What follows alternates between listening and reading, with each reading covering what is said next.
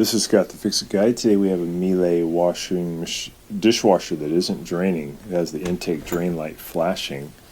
And when we open it up, we see there's a bunch of water still at the bottom. So we're going to see if we can get it to drain. So we close the basket, close the door, and we're going to turn on the power. Make sure we got it closed all the way. Turn on the power. We're going to press in on the start button until the green light flashes. Water from draining.